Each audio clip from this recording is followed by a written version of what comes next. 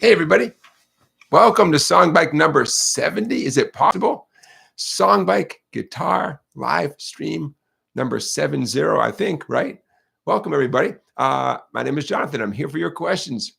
When you have a question, put it in the chat with a bunch of question marks, and that's how I know your question is aimed at me. In between your questions, we got a great show for you tonight. So some of the things you have to look forward to. I see some questions coming in already. That's excellent. Talk a little bit more about my new book right there. But don't worry, that won't be all I talk about.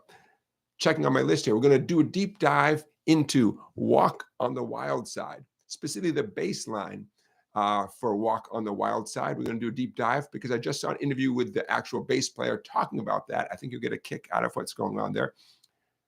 Build your own guitar with Popular Mechanics magazine. That's right. I'm going to show you what's going on with that.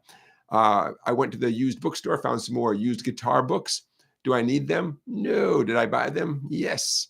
How about the Colombian National Anthem? There's been a new twist on the national anthem from the country of Colombia, and I think you'll get a kick out of that. Stevie Wonder playing Stevie Ray Vaughan's guitar. You got it. We'll talk about that. Hey, Canadian Thanksgiving. I missed it. For my friends in Canada, I wish you a belated Canadian Thanksgiving. The second Monday of every October, I believe, is what we call Canadian Thanksgiving. In Canada, they call it Thanksgiving. So happy belated Canadian Thanksgiving to everybody. I want to tell you about a few new albums that are out or coming out that sound great. We're going to talk about Gary Busey, the actor Gary Busey, the Oscar-winning actor Gary Busey. For the first time ever, we have a guest teacher quote of the week. A guy said something I liked, so I'm going to quote him, and he happens to be a music teacher. We have a guitar hero quote of the week. There's also a segment that I call Who's in Town, because someone cool is in town on Wednesday night across the street. I want to talk about him. Should I sell out? A recurring segment here in the show. Tell you about my most recent offer. We have a play-along song, of course. Can't wait to get to the play-along song of the week, which is a great song, also timely. And segment I like to call Some of the Coolest Musicians on YouTube. I have almost too many of those to share with you. So lots to do today. But let's get right to your questions. Brian, I see you have a question. Brian says, hi, Jonathan. Hope you are well. Can you please give me a tip from changing from D major to C major? Yeah. Yep. I would be happy to talk about that. Changing chords, what a pain, right? D major and C major have nothing in common. There's no cute little pivot finger. There's no shortcut, right? So the first answer is, the first part of the strategy is practice, practice, practice. But let's talk about some details. I'm going to assume that you're doing D and C the conventional way, which is your first three fingers, index, middle, and ring for the D, and index, middle, and ring for the C. So here's some things to think about. By the way, D and C show up in conjunction with each other in a million songs, either going from D to C or C to D. So every minute you spend practicing this, you're going to be rewarded for that practice. So I'm going to state a couple of things that you might take for granted, but as a teacher, I do not take these things for granted. Make sure you have these chords memorized. If you have to look back at a piece of paper to remember how D and C go, it's going to slow you down. So you got to have them memorized, number one. Okay. By the way, short fingernails, super short fingernails, right? Especially on your fretting hand. That's always a good idea. It can solve some problems, you know, and it can lead to other problems if you don't cut them. Okay. So because there's not a logistical thing where, you know, you just keep one finger down and that solves all sorts of problems. There's no physical, logistical thing to talk about. What we can talk about is using your time wisely. So let's say you're working on a song where you strum D, you know, over the course of, say, 8 counts and C for 8 counts. You don't necessarily want to practice it that way because the issue isn't your strumming, it's your fretting hand, right? So you grab D, you give it one strum, and you go right to C. We're taking this out of context, right? We're taking it out of context of the song. It doesn't matter how much time you spend on each chord at the moment. We just want to take as much say we take 5 minutes and switch between D and C as many times as possible in 5 minutes. You want to look at your left hand. Later on, you can play without looking. That's great. But right now, eyes glued to your left hand. Again, this might seem obvious. I see people watching their right hand, even though the issue is the left hand. Don't look at your right hand. Trust your right hand. What's the worst thing that can happen with your right hand? The worst thing is, hey, on the D chord, maybe you hit the fat open E string by mistake. It's not a good sound. Okay, whatever. On the C chord, same deal. You're not supposed to include the fat open E string on the C chord. That's the worst thing that can happen. We're not worried about that at the moment. Eyes glued to your left hand, okay? There's no reason to look at the right hand. Eyes right there. However many times you can stand it, right? Over and over and over again. I was going to say, hey, you can do it while you're watching TV, but you really do want to look at your fretting hand while you do this. Another strategy to keep your brain engaged is hum a little song to yourself. Just make up anything. This is your own personal song. I'm strumming the guitar, getting good at D to C, gonna strum it every day. Now it doesn't feel quite so much like just grinding away at D to C, which it is, right? You're keeping your brain engaged, you're having a little bit of fun, back and forth. Now you can strum more, especially if you want to write a song, but again, time is a problem for all of us in general, right? There's never enough time. So you want to take 5 minutes and get the most out of it. Brian, follow-up, Brian says, I was told to lead with your ring finger as that is the root note. Maybe. If you're prioritizing picking that note. So bear with me for a second.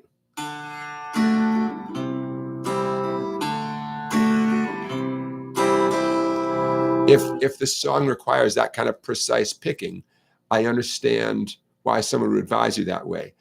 But you can do that second. The first thing, again, is really focus on getting good at changing back and forth, right? Then you can add on the specific individual note picking. Just then in my mind, I was thinking, boom, chicka, boom, chicka.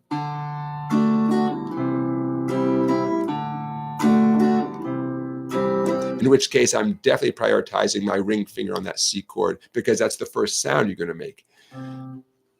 Teasing apart which finger lands first can feel overwhelming. I mean, you just want to get the chord to sound good, right? And that is plan A. Take as much time as you want and get the chord to sound good. Because speed doesn't matter if the chord doesn't sound good, right? As you get more confident that the chord is going to sound good, obviously you can pick up your speed a little bit, and then you can start adding on a nice, more sophisticated approach, like hitting a certain note, in this case, the note C, the root note of a C chord, hitting that note first. I describe that as you're announcing that a C chord is coming. Here's the note C, and here's the rest of the C chord. So all this stuff happens in stages, right? First you learn what a D chord is. You learn what a C chord is. Then you practice getting them to sound halfway decent, right? And then you practice switching in between them. It's all these levels. I know it's grueling, right? It's grueling, but the rewards are so great because there's so many songs that involve those two chords specifically. So Brian, you're probably working on a specific song. Just remind yourself that you are paving the way for playing 1,000 songs and writing 1,000 songs. Charlie Beagle says, what amazes me how many songs have exactly the same chord progression. Yeah, I'm doing some Ed Sheeran songs with a student, and the two particular songs we're doing, Shivers and Bad Habits, one is like B minor G D A, and the other is B minor D G A. What are you gonna do? That's what it is. Okay, so Brian, so I hope some of those tips are helpful. Again, there's no cute little thing you're missing. So rest assured you're not missing anything, right? An example of missing something would be, hey, if you're changing from C to A minor, you only have to move that ring finger. Well, the sooner you recognize that, the better. I know I'm shifting my middle finger a little bit, but shifting is different than lifting up and moving. So that's a kind of like a little trick that if you didn't know that, if someone didn't know that C and A minor are almost the same chord, then that would be a little light bulb moment where you say, oh, excellent. I can incorporate that knowledge into my practicing. I'll change chords better. D and C, sadly, don't have that. And the day will come, rest assured, the day will come where many, many chords will be a grab. You just grab it. And you don't think about putting down one finger first. At first you do, I get that. But hang in there. It becomes such an immediate response over time. Someone says A minor and you just grab it. And you're already thinking about what's coming next or how to strum it. That day will come. Okay, I saw something else here. Hold on. Bruce, hey, Bruce. Yeah, Bruce says, Jonathan, do you have any exercises for building independence? I love that word.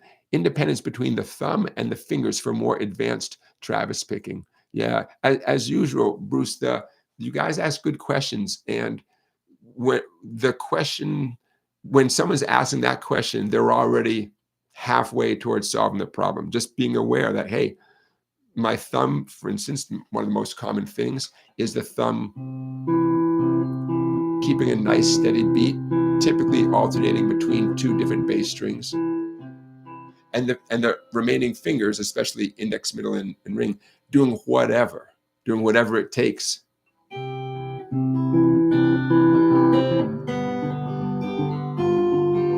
Whatever it takes to pick out the tune, whatever the tune happens to be, right? Little freight train there. So what we're talking about is independence. That's a perfect word, Bruce.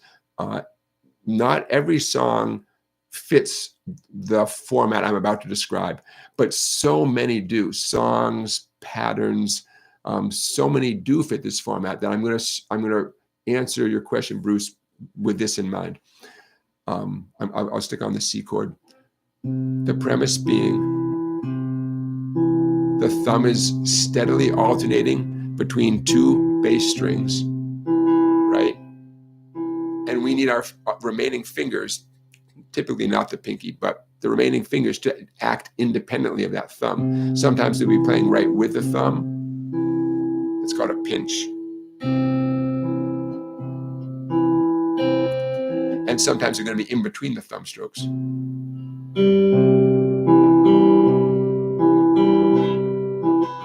And there's lots of combinations there. Okay, so how do you get good at it, right? How do you get good at it?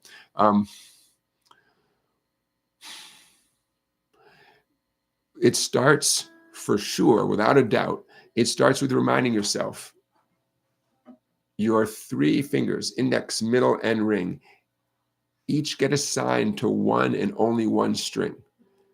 The ring finger, and only the ring finger, is in charge of the skinny first E string. The middle finger, talking about your picking hand, right?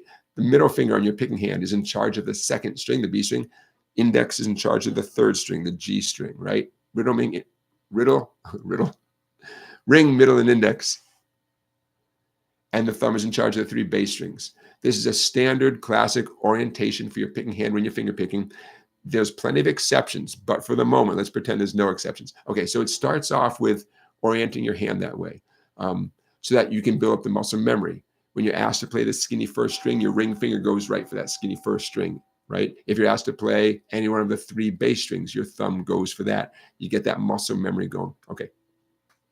So number one, remind yourself of that orientation. Thumb, thumb, thumb, index, middle, ring.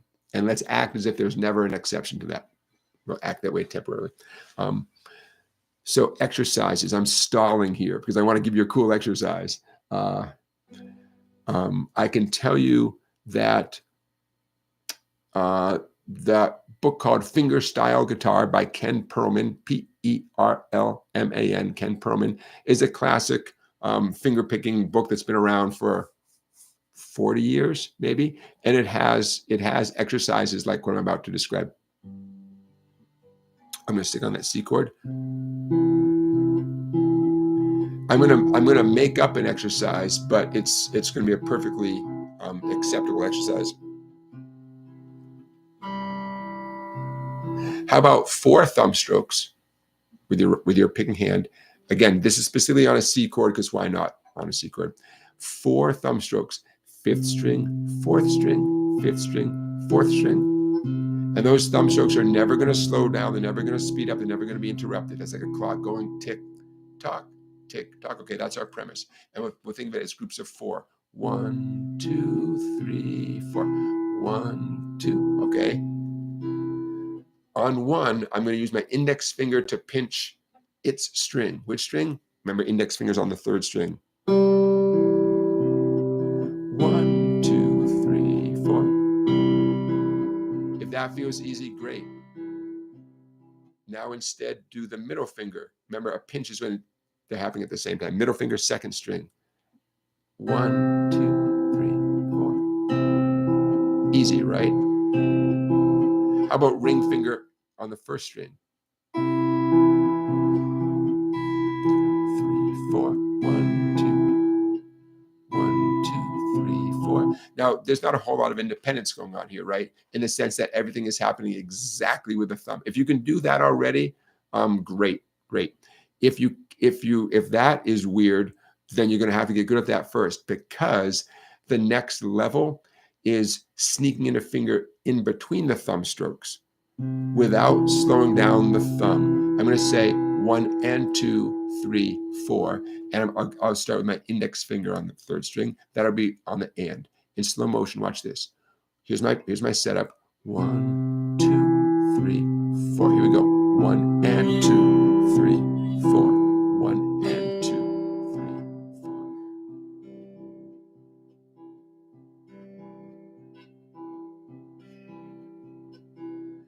If you're human, you try to do that. At first, you're going to slow everything down to sneak that index finger in there, and you'll interrupt the beat of your thumb, the tick, tock, and then you'll have to get back on track again. Totally human. Everyone does that at first, but you're not allowed to do that. 1, 2, and 3, 4. 1, 2, and 3, 4. On your first try, it'll probably be like this. 1, 2, and 3, 4. Now, mechanically, I did that right. I did everything in the right order. It's not music yet, right? Mechanical to musical. That's the path that we all take on everything we ever do. We start off doing something mechanically. Over time, we get it mechanically perfect, and then we practice it more and it becomes musical. 1 and 2, 3, 4. By the way, making something musical, yes, it typically involves going a little bit faster, but it's not just that. It's playing it more smoothly, being relaxed when you do it, being able to breathe while you do it. It's a whole bunch of things. On the surface, yes, I just started going faster than a minute ago, but there's more to it than that. So don't get too hung up on going faster, faster, faster. Can you relax and smile? Can you enjoy the process? If you can remember to smile while you're doing something like this, you're getting somewhere.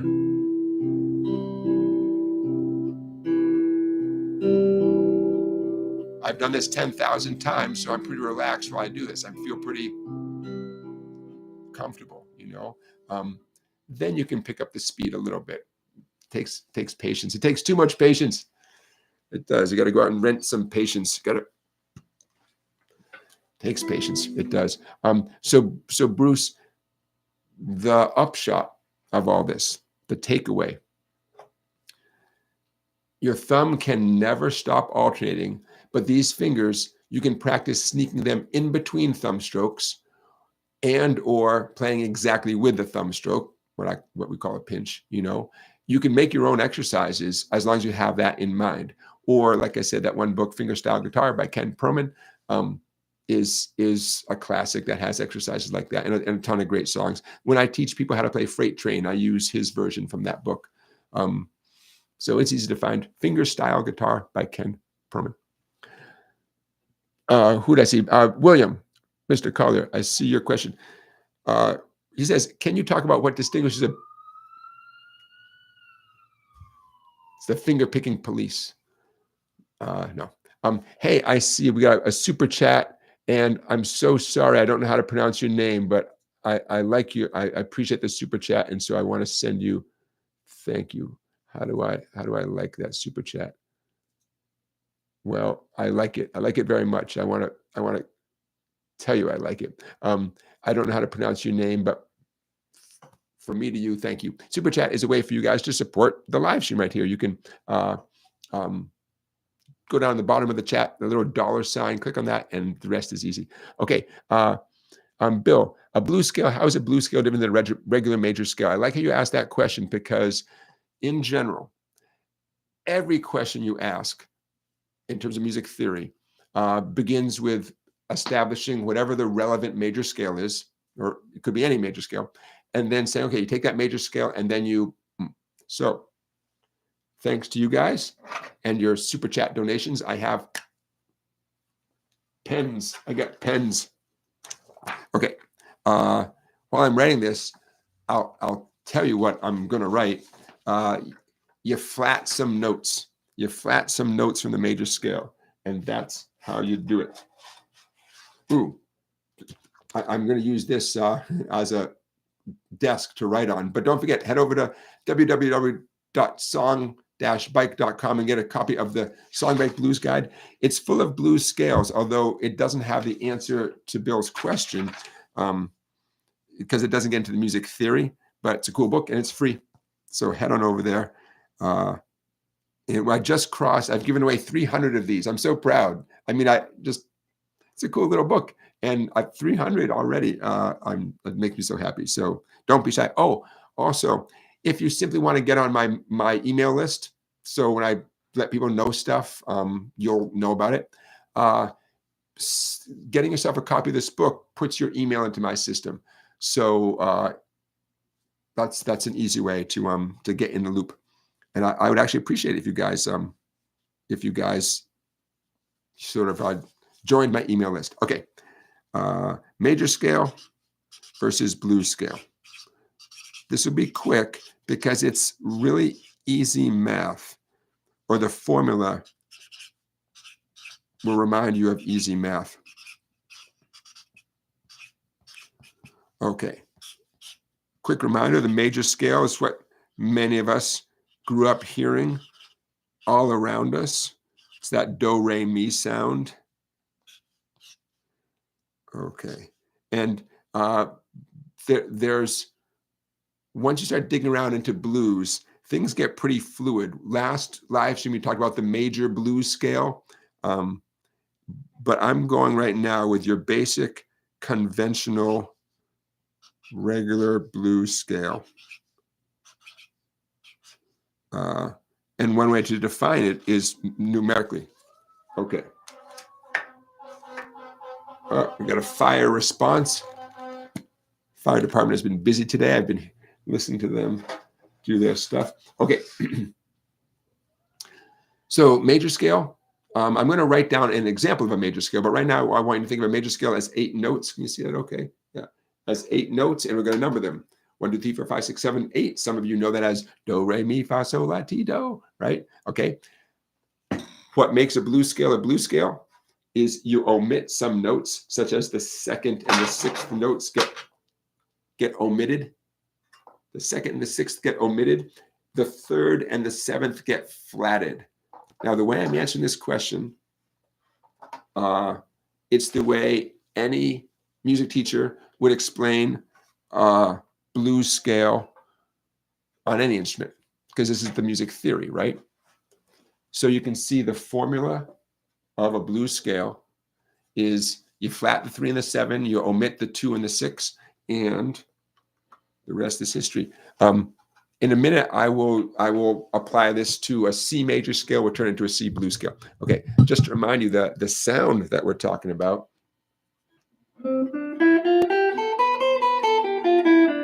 sounds so pretty, right? A C major scale. C blues scale. By the way, this is the kind of thing I would be happy to put in I'll put the tab for this in the description of this video. Okay. Now, don't worry too much about the frets and the fingers. Although that's how a guitar player thinks. Like, oh, show me that, show me that, show me what, fingers go where. And I'm happy to, but right now I'm talking to you as a musician. We could be talking about saxophone, piano, anything, right? So don't worry too much at the moment about which finger goes where. Okay, so to make things real, let's actually bring it on home. Okay, C major scale. Teachers love talking about the C major scale because it starts on C and continues through the musical alphabet, and it's very user-friendly. It just looks like the guy wrote a bunch of alphabet letters. Okay, now keep your brain turned on because you're going to do this part. Okay, C major scale, C, D, E, F, G, A, B, C. Anybody who can play those notes on any instrument, you have a C major scale, and it's always going to have that do, re, mi kind of sound, right? Okay, so you ready? I want you to tell me what a C blues scale is, right? I mean, just apply the formula. Not a shocker. The C blues scale is going to start on C, right? It's going to start on number 1 there, right? It's going to end on C. Okay, the question is, what's going on here? Well, 4 and 5 are the exact same. So a C blues scale includes F and G, right? We are omitting the D and omitting what? What's the other one we're omitting? What number is missing right there? 6, right? We're omitting the A note. Exactly why we omit those notes, I don't know. I don't know, except if we included the 2 or the 6, it would sound cool. It would sound jazzier, but don't forget jazz came from blues, right? Blues is the foundation. As blues music evolved, stuff got added to it.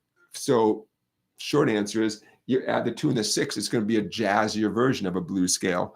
And let's leave it at that for a moment. It's like a hamburger with a ketchup and a pickle, and then a hamburger with a lot of other cool stuff on top of it. It's still a hamburger, but like, whoa, they took it to the next level, Okay.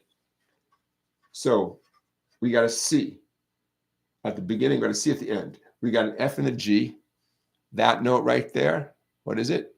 It's the flatted 3rd note, E flat, right? E was the 3rd, E flat's the flatted 3rd, and what's that note?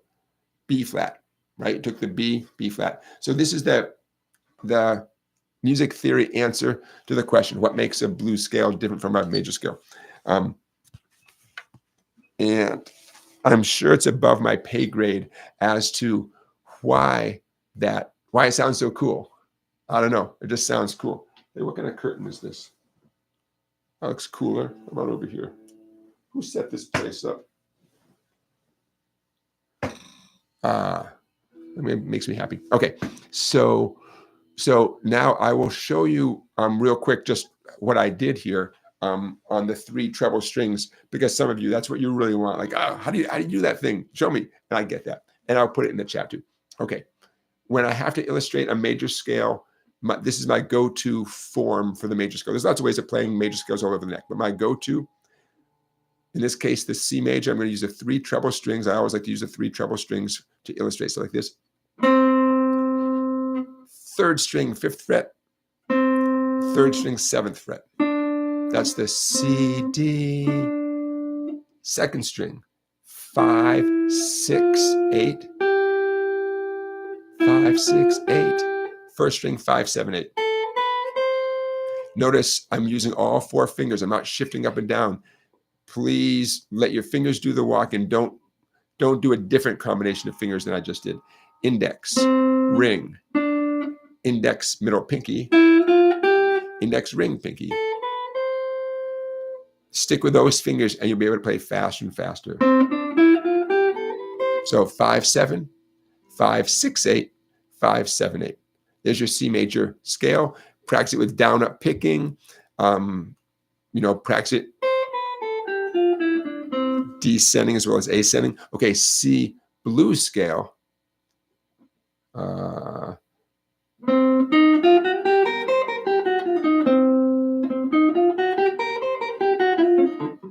I'm going to do a shift. So I'm going against what I just said a minute ago. Starting on that C, 5th fret of the 3rd string, I'm immediately going to jump up. Instead of using my pinky, I'm going to jump up with my ring finger 8 on the 3rd string. So far we have C with the index, 3rd string, 5th fret. I'm going to jump up a little bit, ring finger 8 on the same string. Now that sets me up for the 2nd string, 6, 7, 8, with my first 3 fingers. Last thing, 1st string, 6, 8. So I dodged having to use my pinky at all. Why not?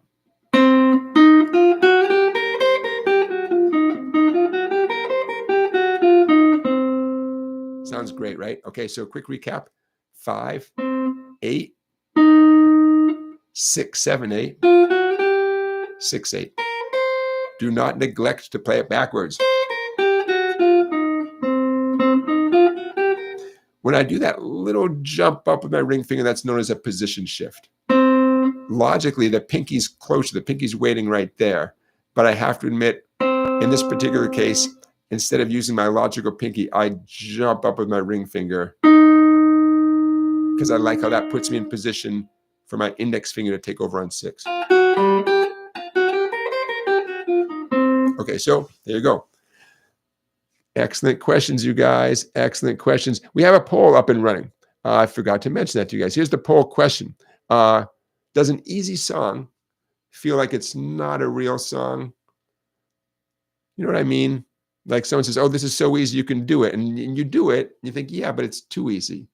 And maybe the teacher or someone says, yeah, but that's really how it goes. And you're like, you know, I've had students not give themselves credit for being able to do something because it just doesn't feel like it's too easy. And I think, no, it's a real thing. But I get it. So far, the no's are in the lead. So the question is, does an easy song feel like it's not a real song? 70%, 71% says no. You say no. If it's easy, it's easy. And you give yourself a pat in the back and you bang it out. 21% say, yeah, if it's too easy, it doesn't feel like it's the real thing. Even if someone tells you that's the real thing. One reason why this is personal to me, and one reason I'm curious about your answers is when we do our play-along songs, I do look for essentially the easiest songs possible, but I try not to do anything that wouldn't fit with the original recording. You'll see what I mean when we do our song tonight. I try to stay in the same key, use the appropriate chords and the appropriate riffs, because to me, one of the high points of making progress on the guitar is when you can play along with a real song in any capacity. It's just, to me, that's such a cool thing. And sometimes that is enough for you to perform the song. You might not be playing it exactly like the guitar player, but what you're doing fits with what the guitar player is doing, and life is good. That's my opinion, that's good enough. And then you can always go back later and work up to playing exactly what the guitar player is playing. That's great, Oh, Caddis, thank you. Caddis, I almost moved on without addressing that point.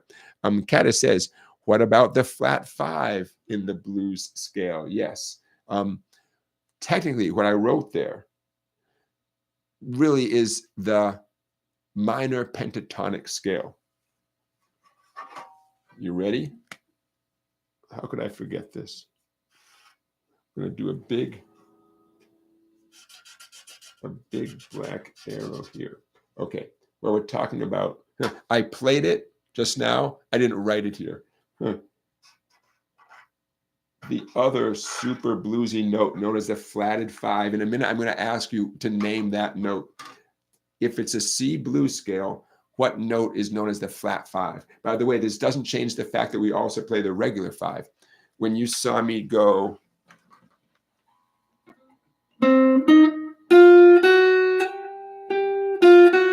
those 3 notes right in a row, in terms of music theory, I just played the 4th degree of the scale, the flatted fifth degree of the scale and the proper fifth degree.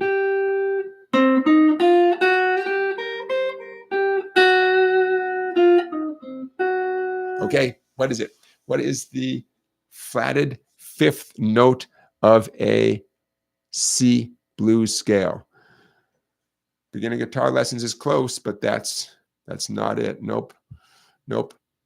What is the flat five in the key of C? By the way, when someone says in the key of C, it means the same thing as, within the C major scale. A to Z me, you said there we go. Okay, now we got it. G flat. Yeah, G flat is the answer we're looking for. G flat. So Caddis picked up on the fact that I forgot to mention it there. But out of habit, I couldn't help but to play it because I know how to play it. I just forgot to mention it. So yes.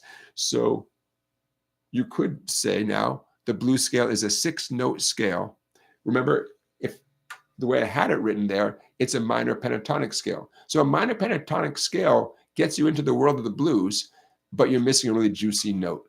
But that's why people say, oh, practice your pentatonics. You can use them everywhere. Because, yeah, I mean, technically, if a song is in the key of C and you play a C minor pentatonic scale to solo in a blues song in the key of C and use a C minor pentatonic scale to play along with that song, it's going to sound cool. It's going to be totally appropriate.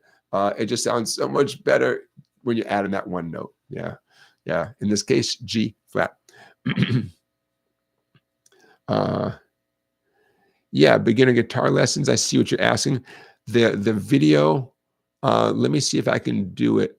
You're talking about the video that goes along with that book right there. I certainly can put it in the description of this video. What I can tell you is it's the most recent video on my YouTube channel right here. It's easy to find. It's free. So I'm happy to put a link to it. I just don't know if I can. Okay, bear with me, you guys. Oh, I think it's already in the description of this video. But why not? Everybody having a good time? Happy Saturday, everybody. Hope you had a great week. I forgot to say that. Hope you had a great week this week. I cannot complain. My son is just wrapped up a very successful swim meet at his college, and his first win at the college level. Very proud of him.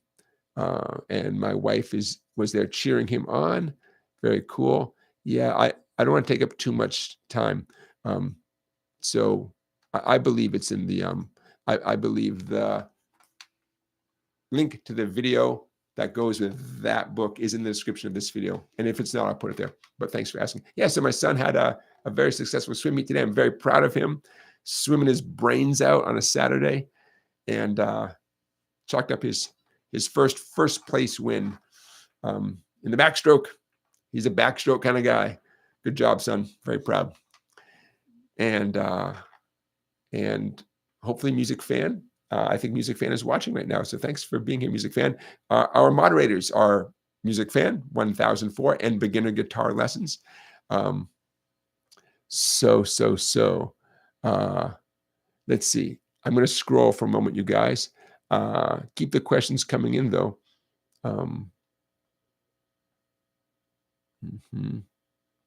Oh, yeah, Wingo. Wingo's making a good point.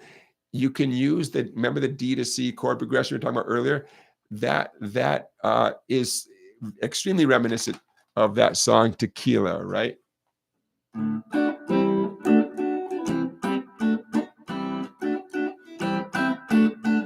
So if you need yet another excuse to practice D to C, there's an excuse, Hey, Blair has a good Blair, I like your attitude. If a song is super easy, Blair says, hey, there's a chance to nail the vocals, right? There's a chance to work on the singing,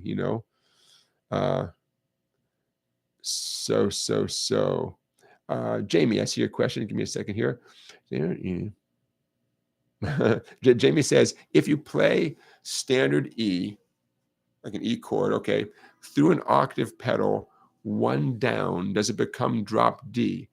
Well, first of all, congratulations on having an octave pedal. I never had one of those, but they sound very cool. It sounds like your octave pedal can do more than just an octave. You can tweak it like beyond an octave. So if that's the case, then I guess so. I guess I wouldn't call it drop D, but I guess that or maybe you're talking just about the E string. But yeah, let's say, I assume you're talking about the fat E string. So yeah, if your octave pedal can drop that down an octave plus, then yeah, that could be very interesting. But it would affect all the, the octave pedal obviously affects all the strings. So all your strings would be lower. So I wouldn't say that now you're in drop D tuning. I would just say that your whole guitar is obviously lower, and then maybe down to, it's still, the strings still have the same relationship to each other, but it's as if the fat string is a super low D like delta, and every other string has the relationship it would have with standard tuning. So drop D, just to be totally clear, I don't want to make things too confusing. The definition of drop D tuning is you take your fat string, you loosen it down so it becomes the note D. So you loosen your fat string and nothing else changes, and that's drop D. If you did the same thing with a skinny string, that's double drop D. But I wasn't aware that an octave pedal could go lower than one octave. I guess I shouldn't be surprised. It's wizardry. So yeah, so it sounds very cool. I mean, go for it, have fun, but I just wouldn't call that drop D. Maybe I'll get one someday. Right, beginner guitar lesson says octave pedal plays the note either up an octave or down an octave, doubling the sound. Okay, but I didn't know it could do something other than an octave. By the way, the definition of an octave, from a scientific point of view, an octave is either twice as many vibrations or half as many vibrations. Hypothetically, if the skinny E string is 100 vibrations per second, by the way, it's not. I'm sure it's not, but bear with me. Skinny E, 100 vibrations per second, hypothetically. Skinny E at the 12th fret is double that, 200 vibrations per second, right? So that's the scientific definition of what an octave is. Very specific, and that's why if your guitar is not intonated, for example, if it's not in tune with itself, you can tune up your strings, you sound great, but say you go to grab a high note, the high note might be out of tune, right? Just because we assume that 12 is the same as 0 doesn't mean your guitar is set up to totally do what you want it to do. So if your open string is in tune, but your 12th fret note is not in tune, then it's time for some adjustments. It's totally, there's remedies for these things. But it can make you crazy because, hey, you think, I tune up my guitar, I'm doing great. And you go up the neck and all of a sudden it's out of tune. And it's fixable. It's really common, it's fixable. Hey, Don is asking a great question. Don says, is it possible to get an emailed list of the play along songs and videos? Yes. Now here, Don, bear with me. I like how you're thinking. I do have the list, and what I can do at a minimum, I'm going to put it on the screen right now. Okay, bear with me, everybody. But yes, I'm happy to email you this list. Anybody who wants it, my email address is info@song-bike.com, info@song-bike.com. But here is, okay, that should be it right there. Bear with me, you guys. If your screen goes black for a second, don't freak out. Okay, you should now or momentarily see a list of songs on your screen. Alphabetically, these are the 50 play along songs that we've done in alphabetical order, and the number in parentheses is which live stream you'll need to go back to to watch that video. Remember, all these live streams are time-stamped. So let's see, you want to do Ain't No Sunshine from live stream 51. See that right there? When you go back to live stream 51, there's a big playlist of all these live streams on my YouTube channel. Don't go searching for Ain't No Sunshine. Just go to the description of live stream 51. It'll tell you exactly where it is. Typically, it's about 1 hour into the show, about the halfway point. And I'm going to scroll. Bear with me here. Okay. Here's the K's and the M's. How is it that we have never done a play-along song that starts with the letter P? Kind of weird. Well, I guess the Passenger, does that count? So yeah, look at all those songs, you guys. That's a lot of songs. Yes, I'm happy to email this list to anybody. Just send me an email, info@song-bike.com. I'll put that in the chat. But there you go. I'm going to go back here. There we go. Yeah. Lots of good ones.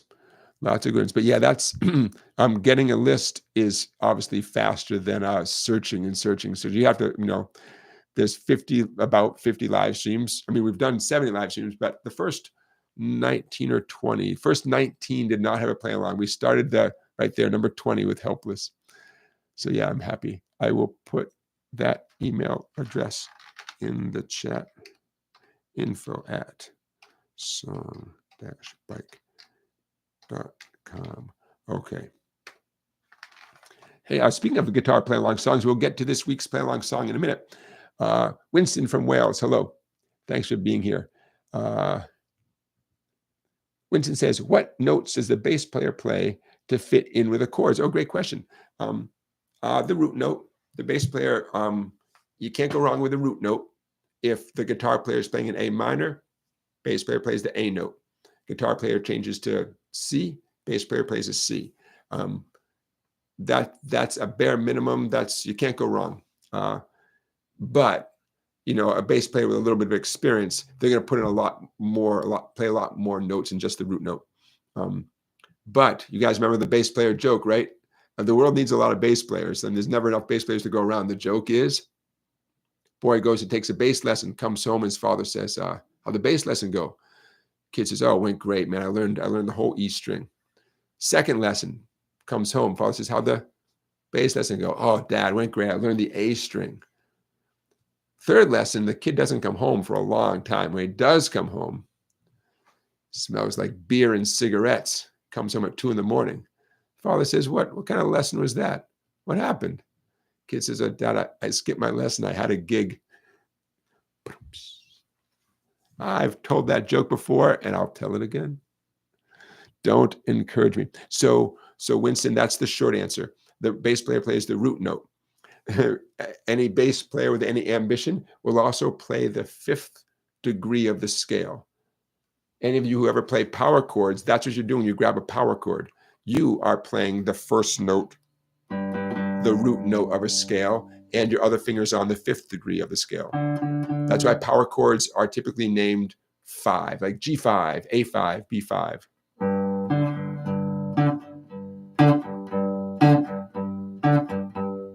Right? I'm going between the root note and the 5th degree of the scale. Coincidentally, it's at the 5th fret, but that's neither here nor there.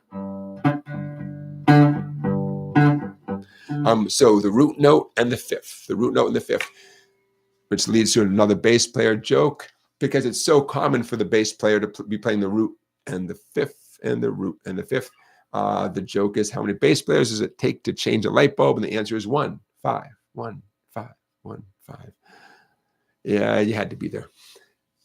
But now beyond all that stuff, beyond the root and the 5th, in a perfect world, the bass player would be a very educated person, and they would know the key the song is in. And they would say, okay, well, we're in the song key of C, and if we're in the key of C, then the C major scale or the C blues scale, if it's a blues song, all those notes are available. Even if the root note is the priority, the bass player thinks, oh, well, I can play the root note, but I have these other things. I mean, there's a whole lot. I'm just barely scratching the surface. It's just that you're asking a good question, and the the root note is so extremely common as a priority. Hit the root note, right on the chord change, and then whatever happens after that is negotiable. But it's just so common for the bass player to be hitting the root note. But does that always happen? No.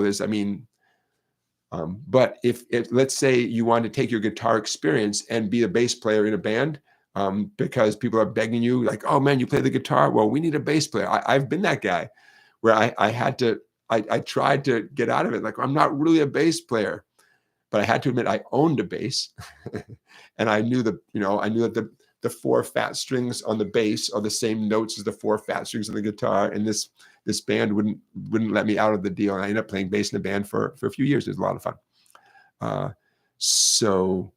So the more experience you have, the more awareness you have that you can play all sorts of stuff beyond the root note. But if you just play the root note, if you show up on time and you're sober and you play the root note, your valid driver's license, you can make a little money out there. So yeah. Kata says the skinny E string is around 330 vibrations per second in the standard tuning. That I'll take your word for it. Wingo says, do you have any tips for playing open position G with a pinky on the high E, skinny E? Yeah, I gotcha. Wingo says, I can only do it by awkwardly planting my pinky first, yeah, and then index and middle. Oh, so you're doing your index and middle over there? Okay, because if you think that's bad, try no index whatsoever. I'm going to end sharing this. Hold on. Stop sharing. Okay, there we go. Sometimes I forget that. I forget to stop sharing. I'm oversharing. So I like how you're thinking, though, because there are multiple ways of doing G, and you really want to get good at all of them. So do I have any advice? It does come down to memorizing it so you can get your eyes off the paper or the screen, keeping your eyes instead glued to your fretting fingers, taking it slowly, being patient.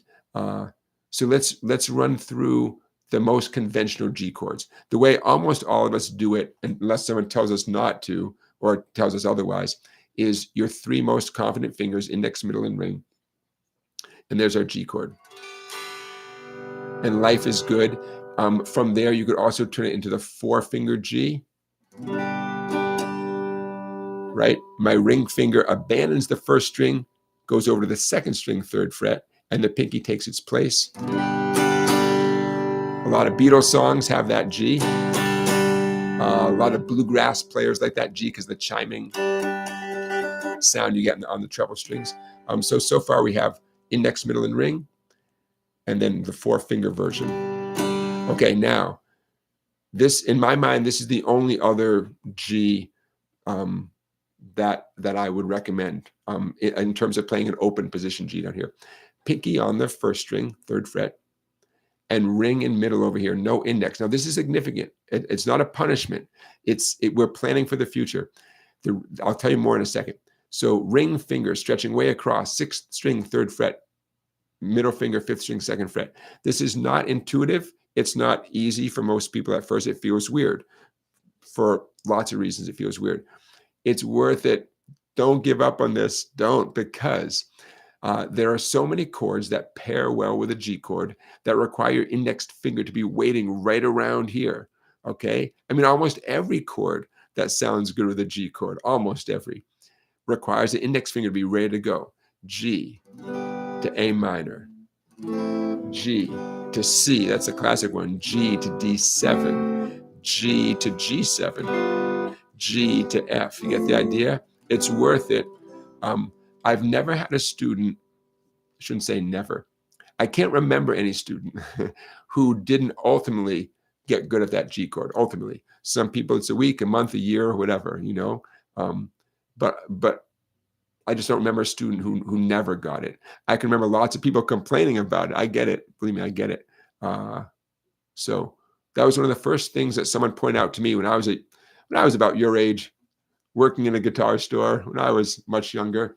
it was one of the first things that one of the guitar teachers said to me. They saw me strumming a G chord. I was probably trying out a guitar in the guitar store, when I should have been dusting the shelves or something. And they said, yeah, that's good. You really want to learn this other G as well. And that was one of the first tips I got for free from a real guitar teacher. And now I get why it's so important. So now, do I have any tips on how to get used to it? Nothing that I haven't said before. Practice, practice, practice. Short fingernails. This time of year, you definitely want to warm up. If you're outside in the cold, you gotta warm up doing something else, scales, arpeggios, anything else, and give yourself a few minutes of playing, and then go to this G. Okay, at least that helps a little bit, right? To have the blood flowing in there. Staying on the extreme tips of your fingers. It's okay to push your wrist out. See, am I pushing my wrist out a little bit like that? Okay, that's not healthy, but in the beginning, most of us kind of have to do that a little bit. Right now I'm forcing my fingers to curve to prove a point. The more you practice, the more your fingers can curve naturally. Now see how my wrist is a more neutral, healthier looking kind of position right there. But at first, most people can't, they have to force their fingers to arch over the strings, and I get that. And then over time it becomes easier, so you don't have to do it all the time. A to Z Me says, I practiced the G to C change about 1,000 times straight just to get used to it, and it works. All right, thank you. Yep. Wingo, I see. Yeah, you meant the middle and ring fingers. Yeah. And there's not a name for that. My students call it your G. I've been working on your G. I don't like it, but there's not a name for it. It's the alternative G. What are you going to do? Hey, you guys, I'm going to wet my whistle. Then how about if we do our guitar play along song about the halfway point? We are definitely not sponsored by Norton Brothers Fruit Farm from Cheshire, Connecticut, made with Connecticut grown apples. Apple cider. Is that right time of year? Not half bad. Let's try that thing we did again, where I throw up the chord changes on the screen. And if you guys can do a screenshot of some type or screen grab, it's going to help you out. Here is, hopefully, let's see here. Hopefully this will work. And we'll also explain we'll tell you what the song is that we're going to be doing. Where'd it go here? And our best. There it is right there. Okay. Hang in there. Not that one. Oh, look at that. Okay. Here it comes. Our play along song of the week. Franklin's Tower from the Grateful Dead. Grateful Dead bass player Phil Lesh passed away just the other day. And I thought today would be as good a day as any to do a Grateful Dead song. Everybody, can you see that okay on your screen? You are looking at a really easy song. Franklin's Tower.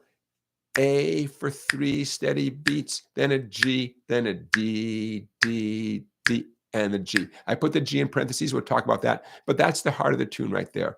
The first thing I wrote up at the top there, A, 3 counts, G, D, D, D. So, and then we can do fancier strumming in a minute. By the way, down at the bottom there, you can see some great scales for soloing along with this tune. It's a great song to practice your lead guitar playing on. But, okay, so level 1, for those of you who are most comfortable doing this, level 1, so straightforward like this. A, G, D, D.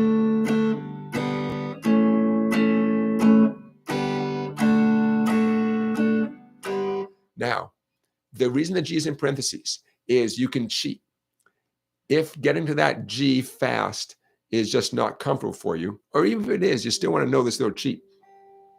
You could strum, instead of the full G chord, just let go of it completely, but only strum the 2nd, 3rd, and 4th strings.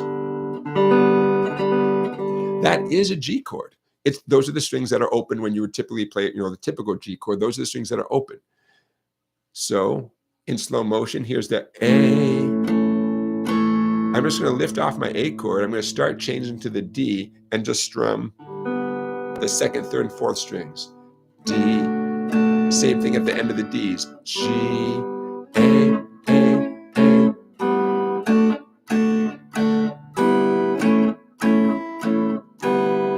Now, I do encourage you to get so good at the G chord that you can grab the whole thing, but you don't have to. Now, here's why this is relevant.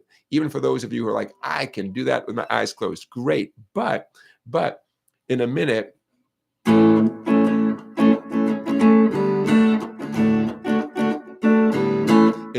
I'm going to show you the fancier strumming with those downs and ups right there. And no matter how good you are at G, it's super practical to do this little G trick, this open string trick. It's super practical and smart to do that with the more advanced strumming. So you just don't have to grab the whole G. I don't want to stop you. If you can do it and you like the challenge, great. I'm probably not going to do it. I'm certainly not going to do it every time. So, okay, you got plan one, right? Plan one, 3 A's and whatever kind of G you want, including the open strings, and then 3 D's.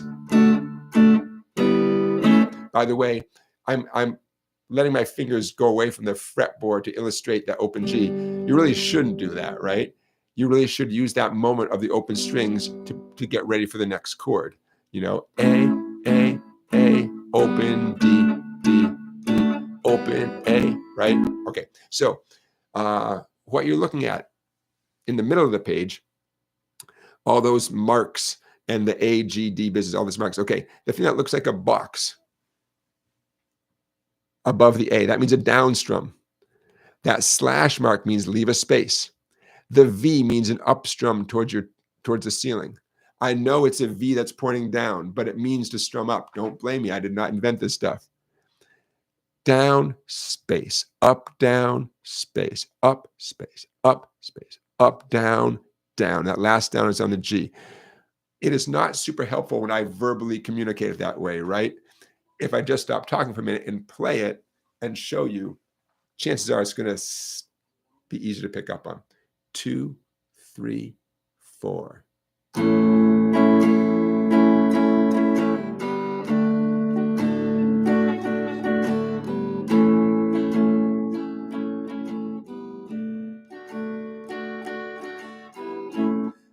More advanced, right? More advanced. Is it doable? Totally doable. Some of you can already do that. You're like, got it, let's play the song. Some of you might have to walk through it slow motion. Down, space, up, down, space, up, space, up, space, up, down, G. Now here's the good news. If you can do that first half, the A to the G, the second half is the exact same thing. It's just D to G, but it's the same. The strumming is the exact same. Down, up, down, up, down, G, down, up, down, G, down, ba-dum, ba-bum, down, ba-dum, bum, bum, ba-dum, bum, bum, ba-dum. Just so you know, these two versions, the top version and the second version, they fit together. So I'm going to start off in a minute. I'm going to start off A,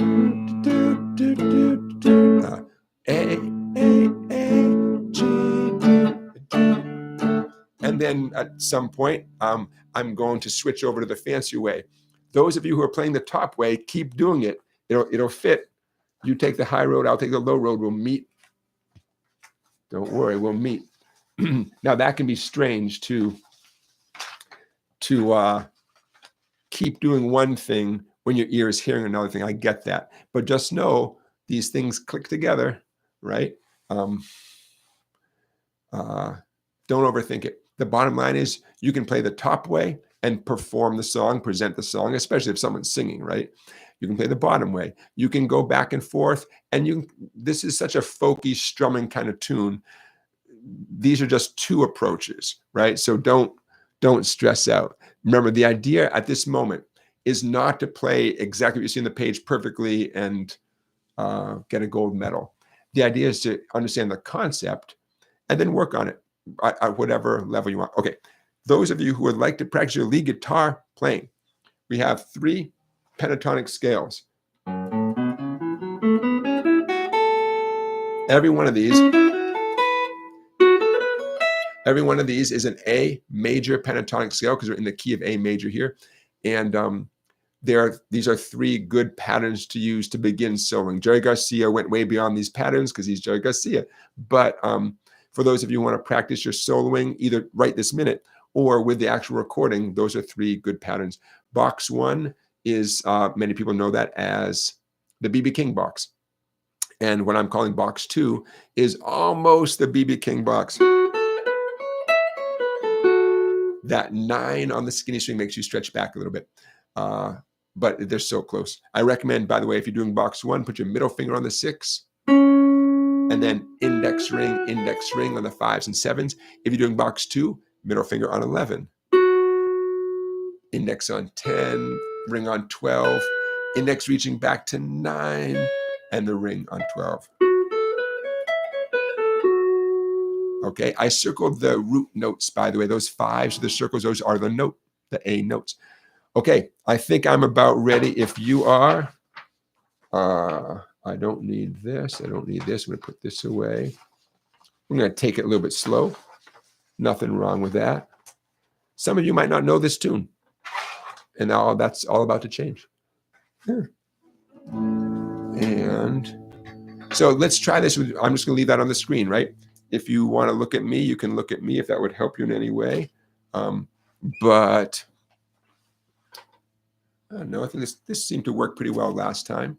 Okay, you ready to do this? How about if I start off with just the basic strumming, the top thing, the nice 3 A's and a G, just to get warmed up, okay? Get in the groove of it.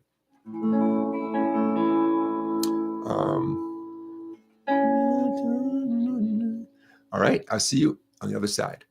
2, 3, 4.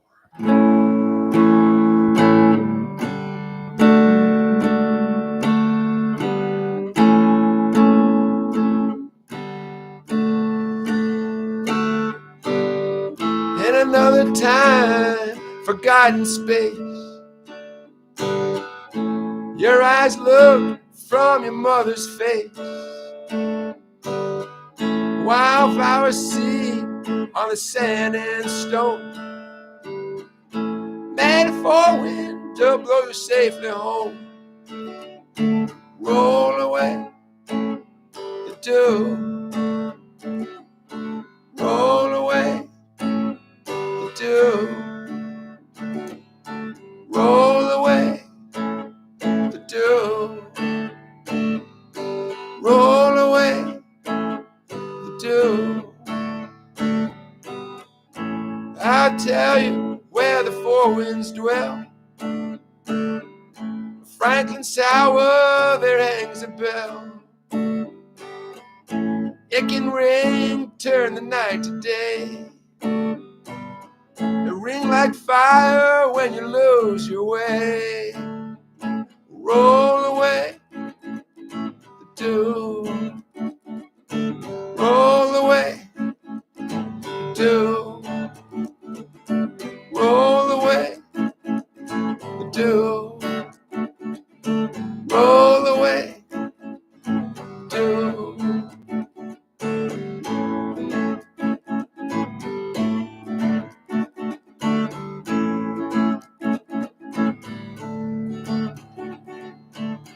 God save the child who rings that bell.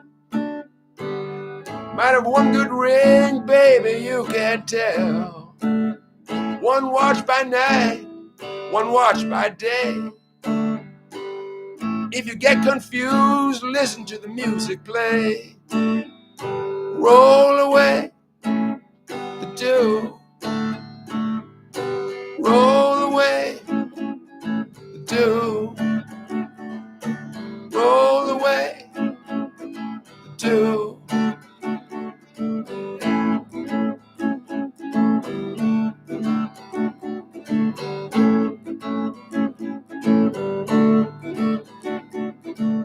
Some come to laugh that passed away. Some come to make it just one more day. whichever way your pleasure tends. If you plant eyes, where you gonna harvest when? So roll away the dew, roll away the dew.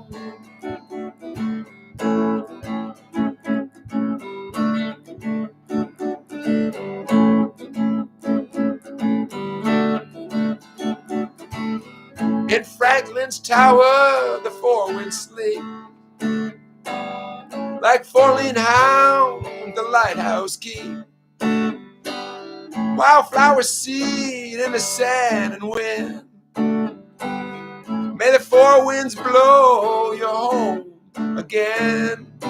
Roll away the dew, roll away the dew, roll away the dew, roll away the dew.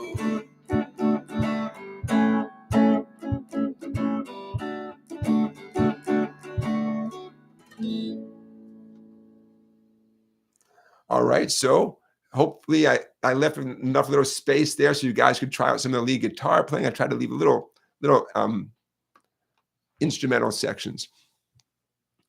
I went back and forth, as you notice, between the, let's call it the simple version and the trickier version. What do you think? Doable? I believe the Grateful Dead, I'm going to end the screen sharing. I believe the Grateful Dead did it in this key typically. So I think, knock on wood, no matter what version you listen to on Spotify or YouTube, I think you're going to be in the right key, you know. So when I asked the poll question, I had this song in mind. And let's see where we're at here. Does an easy song feel like it's not quite a real song? On paper, this song is nothing, right?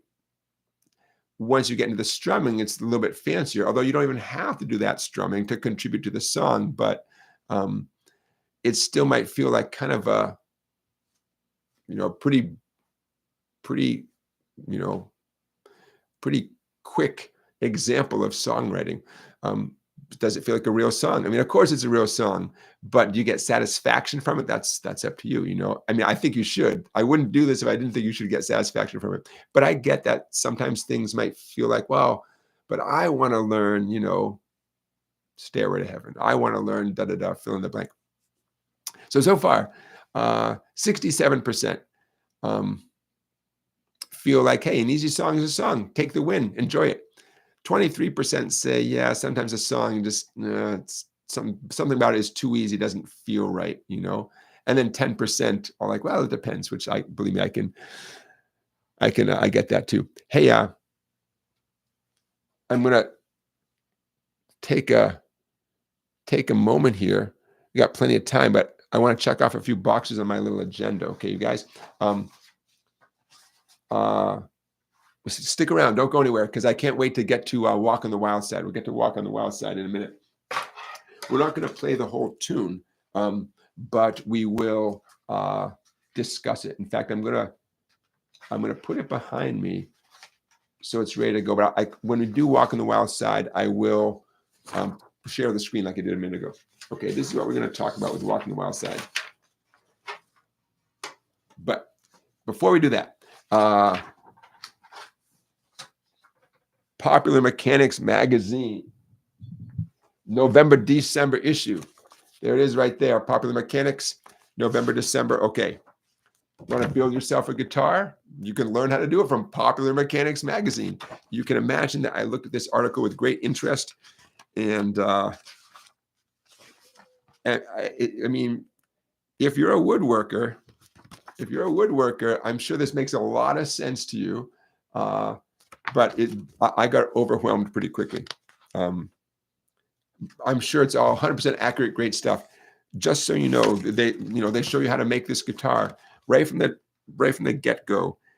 They make it clear that they bought the neck already made, ready to go, and they bought the relevant all the parts, the pickups and wiring harness and all that stuff, tuning machines. So really what they're talking about is making the body of the guitar and joining it to the neck.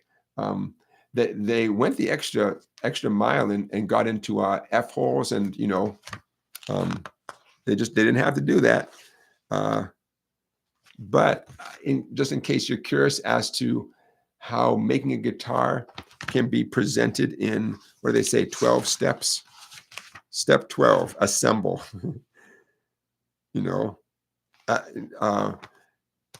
It's not easy stuff. But I thought of you. I saw this magazine. I thought of you building your own electric guitar, according to Popular Mechanics magazine. Very fun. It's a cool article. But like I said, I got overwhelmed pretty quickly. The new Colombian National Anthem. I'm going to put a link to this story in the description of this video. There's a UN summit in Colombia that had to do with endangered species and things like that. And someone had an idea to record the Colombian National Anthem as sung by native wildlife. And they got, what was it? Out in the field, they did field recordings of, where are we here? Field recordings of 41 birds, 3 frogs, some whales, and a jaguar. And using all those sounds, they reassembled an instrumental version of the Colombian National Anthem. It sounds so cool. So in the link in the description of this video, I will direct you towards how you can hear that story. Very cool. Stevie Ray Vaughan hung out with Stevie Wonder and let Stevie Wonder play his prized guitar. I'm going to share a link to a YouTube video in the description of this video to Stevie Wonder playing Stevie Ray Vaughan's guitar. I don't know. I don't want to sound like such a fanboy, but it really is fun seeing musicians hanging out together, just being musicians, just playing. And it's not long enough. The clip I found is only 18 seconds or something, but it's a very cool clip. So that'll be in the description of this video. And if there's a longer one out there, that'd be great. Gary Busey. Remember Gary Busey? Of course you do. Gary Busey, he got an Oscar for playing Buddy Holly. And it's hard for some of us to picture Buddy Holly without picturing Gary Busey's portrayal of him. Did you know Gary Busey played the drums at a professional level? And he played with Leon Russell. They both grew up in Tulsa, Oklahoma. But apparently Gary Busey played drums with Kris Kristofferson and Willie Nelson. Who knew that Gary Busey was a drummer? But I'm going to put a link in the description of this video to a big story about Gary Busey's drumming experience. Hey, remember I said we're going to do a quote of the week from a guest teacher on Instagram. There is a guy who goes by the name of, I want to get it right here, all one word, Dr. Robert Brooks Jazz. Doctor just DR. DR, Robert Brooks Jazz, all one word. And he posts lots of music teacher stuff because he is a music teacher. And he said something that just grabbed me. I don't even remember exactly what he was talking about because it doesn't matter. But let's say he's talking about something really fundamental, like say an F chord, right? He wasn't talking about guitar. He's not a guitar player. His motivational phrase was, that thing, it's not worth not doing it. Not worth not doing it, right? You might say, that G, that stupid G that teacher keeps talking about. That's a perfect example. It's not worth avoiding that. You're going to be glad you did that. So I just like how he said that. Not worth not doing it. 5 words. Not worth not doing it. I love it. So that's the first guest teacher quote of the week ever here on the SongBike Guitar Q&A live stream. Now the guitar hero quote of the week from Link Wray. Link Wray, famous for Rumble and many other very cool moments on the electrified guitar. Link Wray, I'm sure, said this following quote a long time ago, but I just saw it, I think, yesterday.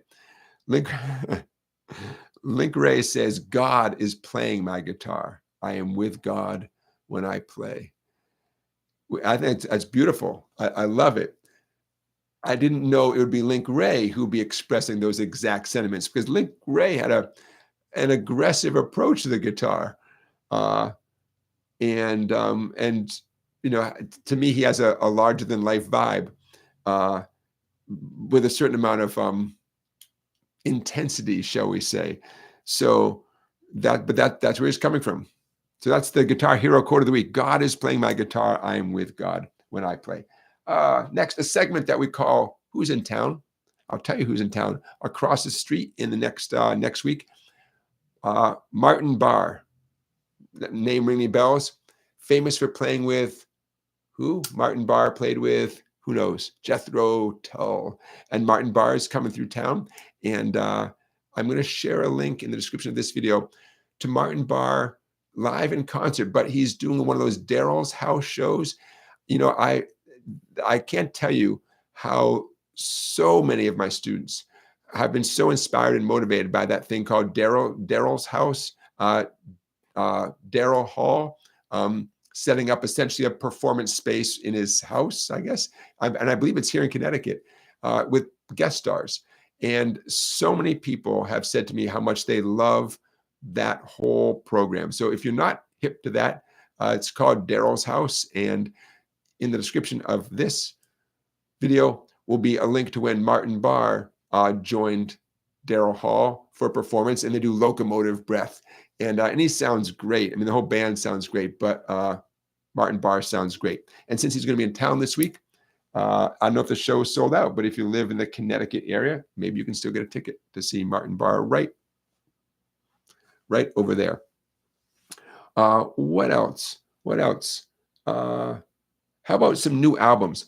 There's a really creative woman that I think is so great, Via Mardot. I'm going to put her name in the chat. And she has a new album that's just coming out. It's just about to come out, Via Mardot. Like I keep saying, in the description of this video, I will put a link to one of her videos. But don't wait for me, man. Check out Via Mardot. She has a new album coming out. And if it's anything like her typical stuff, it's very cool. She plays a variety of stringed instruments. She also plays the theremin. She just was on tour with opening for Echo and the Bunnymen, I think. I've mentioned her once or twice before here on the show. But I highly recommend Via Mardot. And like I said, you can find more in the description of this video when we're done. By the way, after every live stream, I timestamp everything that happened. I do a little bit of it immediately after the time of the live stream. That's when I put in as many links and stuff as I have. The actual time stamping where I tell you, hey, at 17 minutes and 14 seconds, something happened. That typically I do tomorrow morning, Sunday morning. So you might have to hold on for that. But it gets done. It's my way of putting off yard work, is wake up on Sunday morning and timestamp this live stream. Okay, but I'm still here for your questions. So what I'm going to do is, we got a few minutes left here. We got plenty of time. So don't be shy. If you have asked a question and I missed it, don't be shy about putting it in the chat again. I'm scrolling down to see. DAC Poet is putting on some nail strengthener on her nails. Yeah, not a bad idea at all. I've experimented with that. It works. You got to stay on top of it, right? It works. I love all that Nashville chicken picking country stuff where the person is still playing with a pick, right? But they do essentially like what a banjo player would call a roll. They're playing with a pick and their middle and ring fingers in these fast, repetitive sequences. Sounds so great. It just helps to have a pretty decent, strong nail on your middle and ring finger. I try to stay on top of that, but I don't as often as I'd like. Okay. I'm just checking out what you guys are talking about in the chat. You're talking about Jethro Tull in the chat here. My big brother listened to a lot of Jethro Tull in the 1980s. And so I probably am more familiar with Jethro Tull's catalog than I even know. A lot of Jethro Tull in the house. Hey, don't forget, you guys, one way you can support the live stream is to shop at Sweetwater using the affiliate link. And the affiliate link is in the description of this video. But you know what? I might even put it in the in the chat again, because why not? If you're going to shop at Sweetwater anyways, this is a way to get the same low price, the same everything, same good service, the same candy. There it is right there. But they send back a teeny tiny bit of their profits to support this live stream. If you go to Sweetwater using the link that's in the chat right now, or the same link is in the description of this video. Should I sell out? Among other things that were offered to me this week to offer to you, and this is a direct quote, trendy ceramic mugs. Would you buy a trendy ceramic mug from me? I'm going to pass. I'm not going to sell out yet, but the day might come when I'll be pushing trendy ceramic mugs. I got a lot of offers this week. That's just one that popped out at me. The energy drink offers, those have toned down. I guess I didn't jump on those fast enough, but trendy ceramic mugs, their words, trendy. So at the moment, I'm not going to sell out, but I don't know. Maybe if I actually looked at the mugs, if I clicked on the link, maybe. Hey, let's talk about the Chord-Melody book. Fun. Oh, and then we'll get to Walking the Wild Side. Funny thing. So, I love this whole chord-melody approach. I love hearing it. I love playing it. I love, writing this stuff. It's very fun for me. It makes me use my brain in a fun way. And I'll play you a tune in a second. But the reason I'm bringing it up at the moment is, I'm already thinking about Volume 2. In fact, someone just sent me a suggestion of a half a dozen tunes that they thought would be good choices for Volume 2. And actually, one of them was one I'd already thought about. So I'm very excited about this whole chord melody thing. That's why I call it Volume 1. But what popped up in my social media feed, Martin Taylor. You guys familiar with the excellent guitar player named Martin Taylor? Martin Taylor has a book out, and it's called Beyond Chord Melody. I was like, come on, Martin, you're killing me here. Chord melody is enough. We don't need beyond chord melody, man. Just stop it. Stop with the beyond chord melody. I mean, I'm just getting good at this chord melody stuff. I don't want beyond chord melody. Martin Taylor, with a name like Martin Taylor, how can you not go into the profession, right? Hey, so quick example of a song from the book and a quick example of what it means to play a chord melody version. Ooh, name this tune. Whenever I give clues, I always give too many clues. I'm not going to give clues because I have a big mouth sometimes. Okay, name this tune. Here it comes.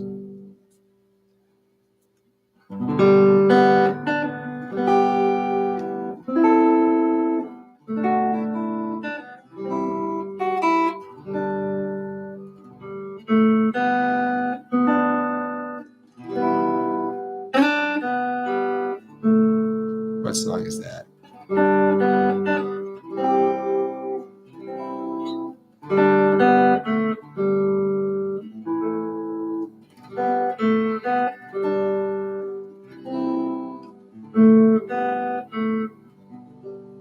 Randy, you got it right.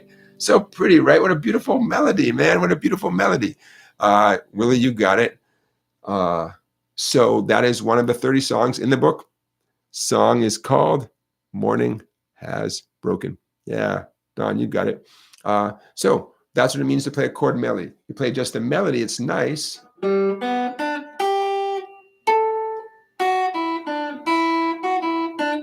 Feels like something's missing, right? With a little extra effort and a book like this, you turn that into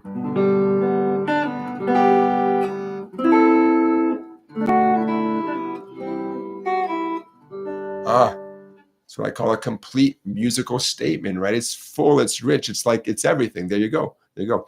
So there's 29 other songs in this book. Can you see some of the titles there? It just came out really great. There's a video of me playing all 30 songs on my YouTube channel. It's a free video. You see me doing it close up, of me playing all 30, and then the whole book is full of tab. There's one that's broken right there. Before I forget, if and when you buy yourself a copy of this book, it is an electronic book. You get it emailed to you instantly. It's not a hardcover book like this. You can print it out. You can, send the PDF over to your local printer, Staples, someplace like that, and they can print this out for you. It's going to cost you a few bucks, but nice. You don't have to get the spiral binding, although I recommend it. You don't have to get the thick cardstock cover. I recommend it, but you don't have to print it out at all. Anyways, the chord melody approach to playing songs. Every song in the book is kind of easy. I only chose songs that would end up being kind of easy. So I think you'll dig it. How do you get a copy? www.song-bike.com. And it gets emailed to your inbox right away. If by some chance you buy yourself a copy and you sit there and it doesn't show up immediately in your email inbox, number one, check your spam folder. Number two, is it possible that somehow you typed in your email address wrong? Those are really the only two things that could possibly go wrong. I haven't had any reports of any issues with anybody getting the copy, except every once in a while, with any of the ebooks that I sell, someone doesn't get the message that it's not a physical book that comes in the mail. It gets emailed to you as a PDF. Okay, you get the idea. You guys know. Yeah, Don, they sound good on acoustic or electric. Yeah. With electric, like I'm playing right here, it helps to have a light touch. As you guys know, an electric guitar can get pretty noisy pretty fast. You brush a string with your sleeve and all of a sudden that sound is happening, right? So I definitely recommend doing this on either electric or acoustic guitar. On the video, I'm using my new guitar from LSL Instruments. Oh, I love this guitar. If you are shopping around for a beautiful instrument, I had a great experience working with them. Small company of about 10 people out in Southern California, and just great to work with. And they got it right. I mean, I asked for a bunch of specifications and they got it right. So LSL Instruments, I highly recommend their stuff. And if you go on reverb.com, you can see a whole bunch of the different models they make and what they've done in the past. So when you order yours, you can say, "Oh, I like the color of that one. I like the shape of that one," and so on. So there you go. Hey, I'm going to wet my whistle, and then let's talk about Walk on the Wild Side. How this get more difficult to read. There we go. Okay, now this is not the entire song, although we should do the song as a play along someday, and maybe we will. Lou Reed's Walk on the Wild Side. Why is this on my agenda tonight? I just saw Instagram reel video, something of the bass player who played on the session explaining how he came up with the bass parts. There's two basses. He did one with upright bass, also known as double bass, acoustic bass, whatever you want to call it. And the second part he did on electric bass. So number one, how cool is it that there's a doubled bass part or two bass parts playing in harmony? Secondly, how cool is it that one is electric and one's acoustic? So because it's such a famous song and because there's a cool little music theory concept at work here, I want to share it with you. And let's just talk about music theory just a tiny bit. Kind of easy music theory. So those of you who are afraid of music theory, don't go anywhere. You're going to understand this in 2 seconds. Okay, some of you might know that Walk on the Wild Side is largely a C chord going to an F chord. Do, do, do, do, do, do, do, do, do, do, do, do, do. I mean, that's the heart of the song. There's a D minor that shows up, but right now we're not worried about the overall chord changes of the song. What we're going to talk about is what the bass player was doing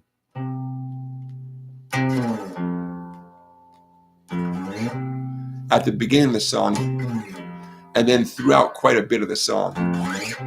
Okay, so what I'm playing right now, fat string, C at the 8th fret. You pluck it again, you slide down to 1. When you get to 1, you pluck it again at 1. And then you reverse it. You pluck it at 1, you slide up to 8. You're okay with that symbol right there? That means to slide backwards down the you know, from 8 back down to 1, and from 1 up to 8. I'm going to throw this up on the screen here. Didn't mean to hold out, you guys. Bear with me. Where are we here? That one. Hold on. Don't go anywhere. So he's playing the root notes. He's playing the note C, and then because it sounds so cool, he's sliding back. There we go. How's that? Can you see that okay? If your screen went black for a minute, that's okay. It's coming. It's coming. Okay. Boy, that is big, man. Like I said, when you guys, as long as you guys are making super chat donations, I'll keep buying the nice black markers, man. It's a beautiful friendship. So he's playing the root notes of the chords, right? Hypothetically, supposedly, I assume Lou Reed is playing the chords back and forth, and the bass player is going C, C, F, back to C, playing the root note of the chord, right? We talked about that earlier in the live stream, okay? The bass player had the idea to harmonize that note and overdub a second bass part. Great. Now, he could have just played a different C and a different F. He was too creative for that. He decided to harmonize with another note from the C major scale, C major chord, however, either way, another note, let's call it the C major chord. And then when he went down to the F down there, 1, he harmonized that F with another note from the F major chord. Okay, so quick reminder, a C major chord has 3 notes, C, E, and G. So the bass player, he's already got the C. Let's say he recorded the track going from C down to F. Okay. He added on, and that's this 9 right here. This is what he overdubbed. The note E, see the name up there? The note E, which is another note from the C major chord, at the same time. So, now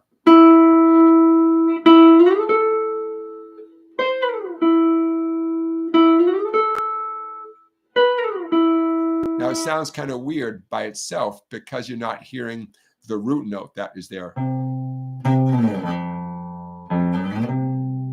Oh, you know what? Oh, no, I was right.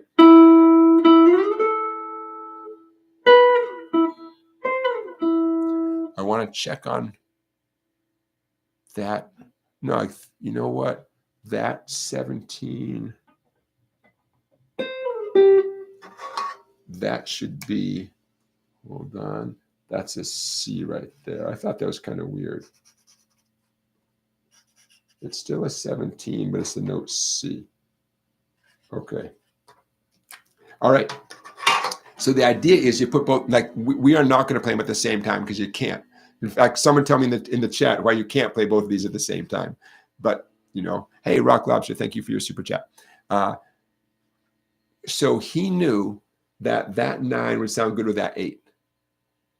And he knew that 14 would sound good with that 1, and so on. Now, how did he know that?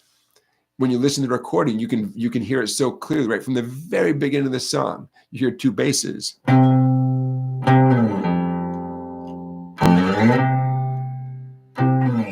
And the other one going.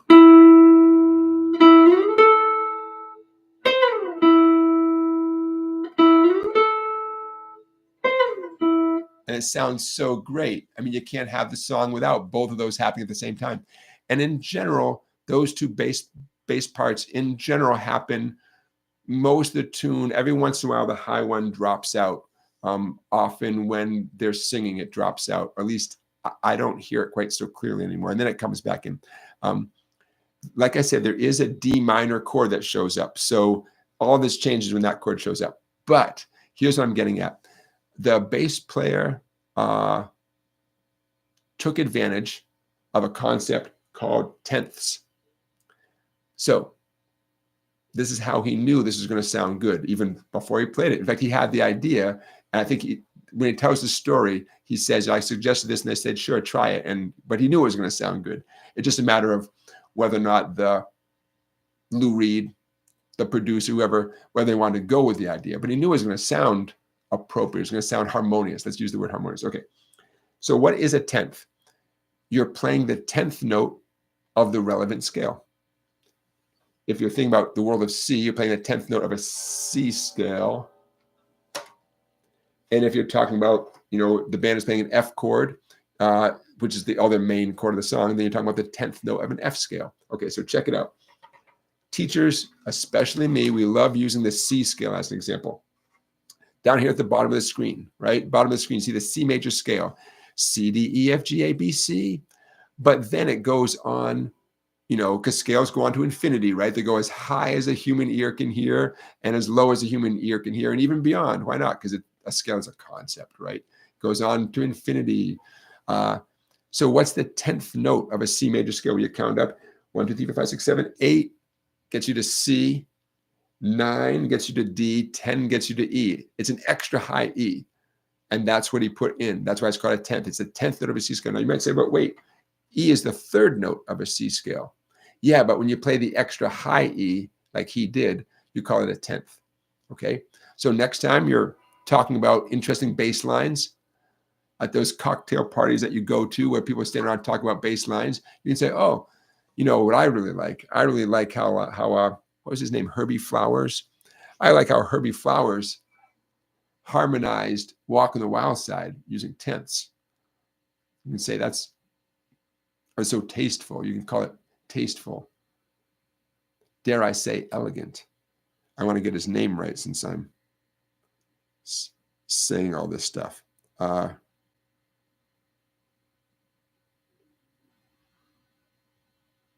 Herbie Flowers. Come on, Mr. Flowers.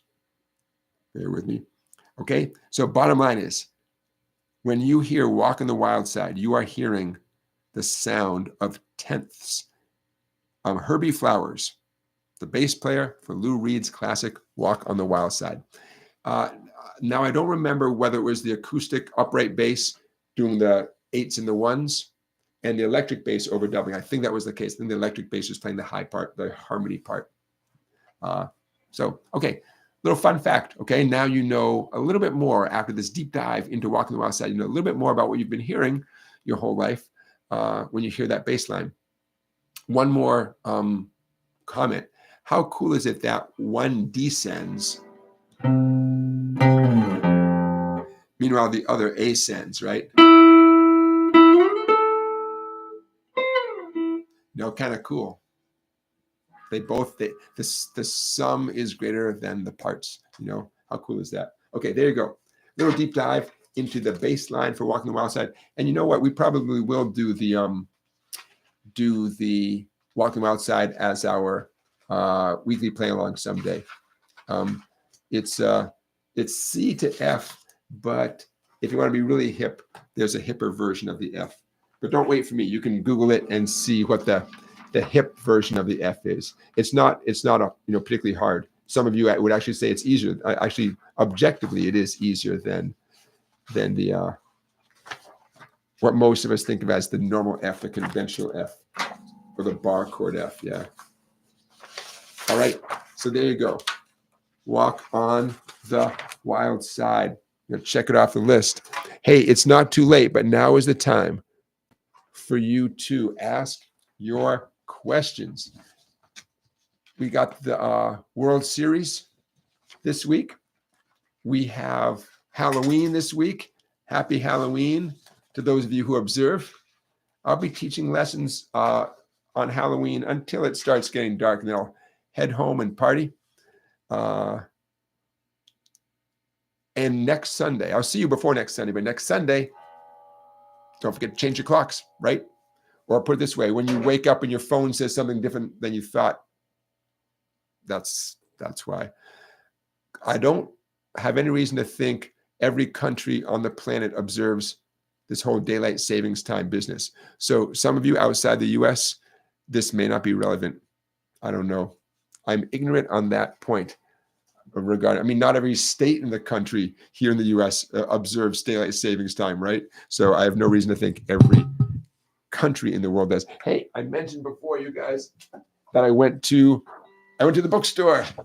Ooh, always dangerous when I go to the bookstore, because it's a great bookstore about 20 minutes away, used books, and there's always an excuse to spend money. So in no particular order, for $4, $5, This was $5.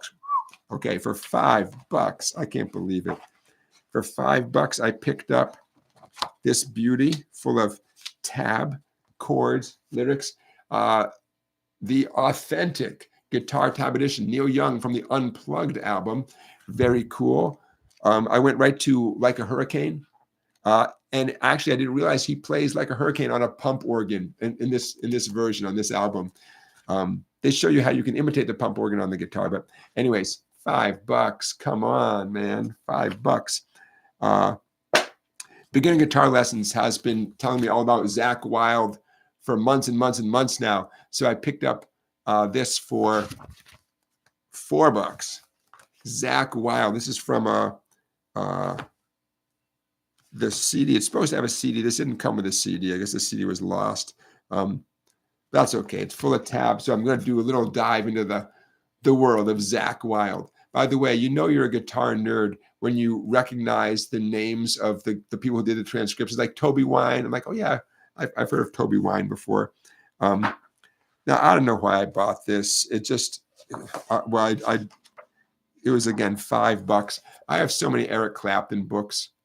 Did I need another one? No, this is called Eric Clapton Crossroads Volume 2, but it's the note for note, edition for every note for note transcription of every tune.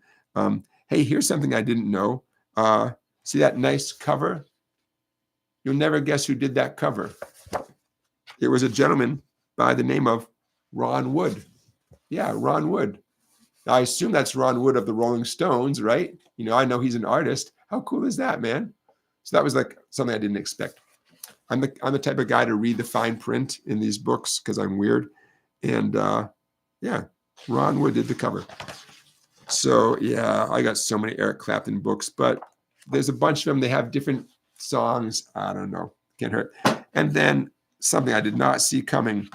$4, the Willie Nelson Guitar Songbook. Look at that shiny gold decal. That's a decal. That's not printed on.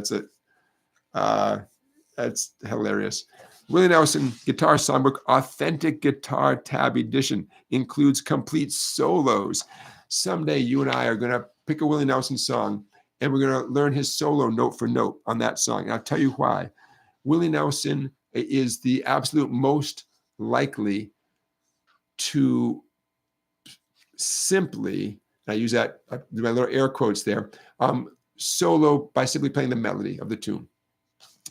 It always sounds great. He always finds ways to embellish on the melody.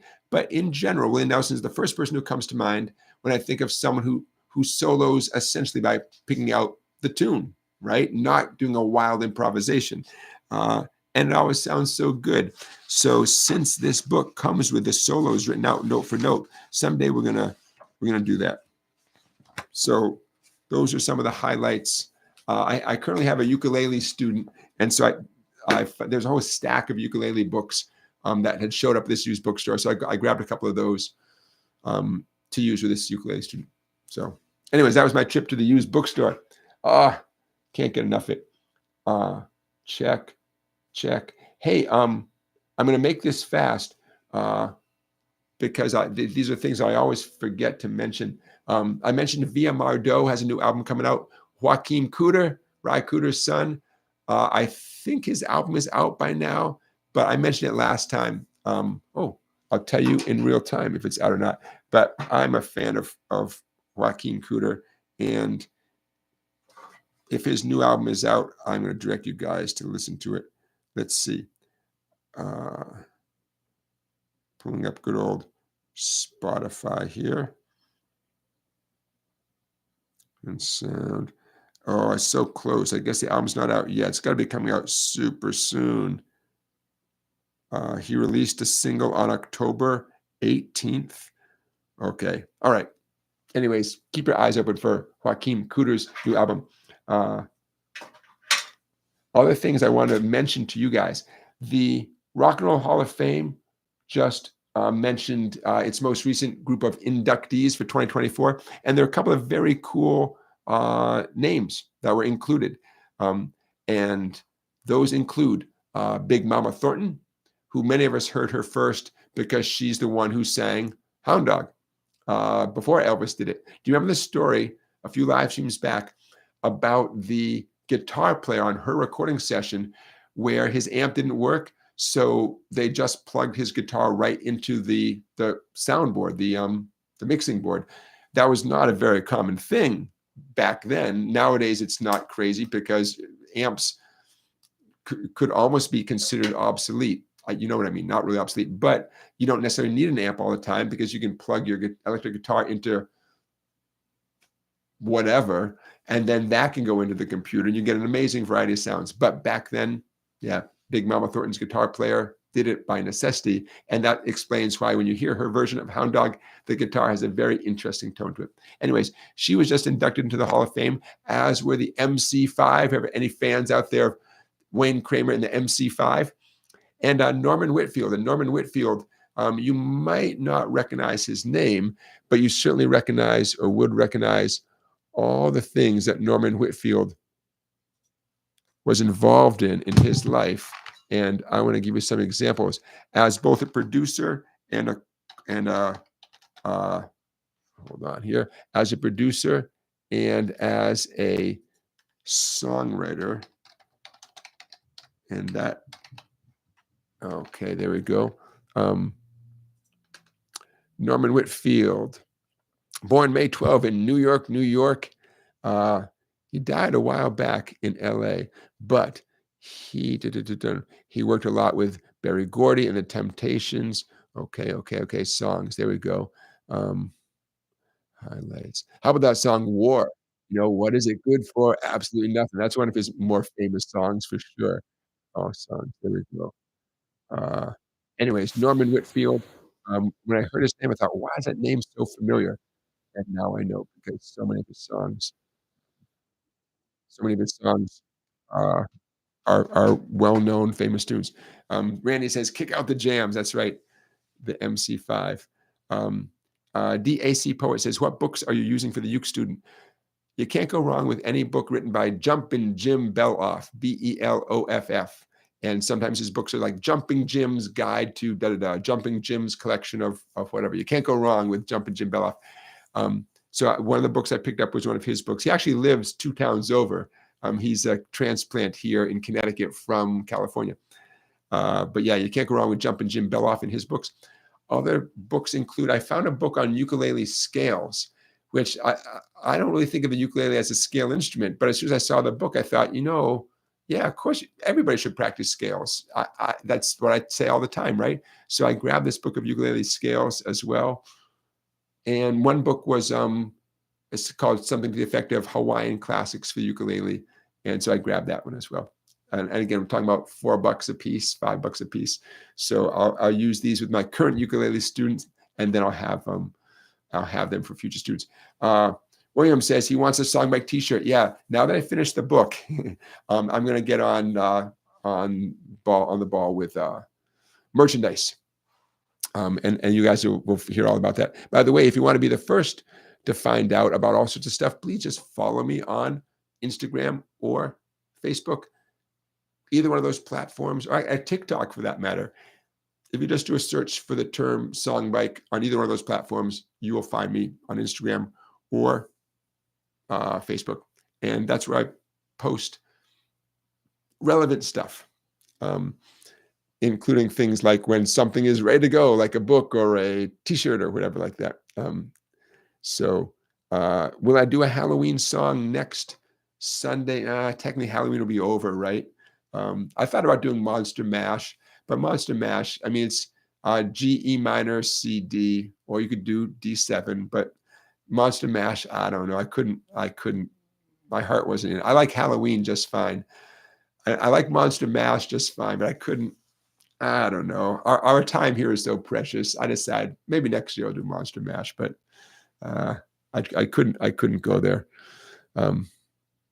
Okay, so I know we're getting close to wrap up time. I'm checking off a few boxes. You guys know I love the segment of the show called Some of the Coolest Musicians on YouTube.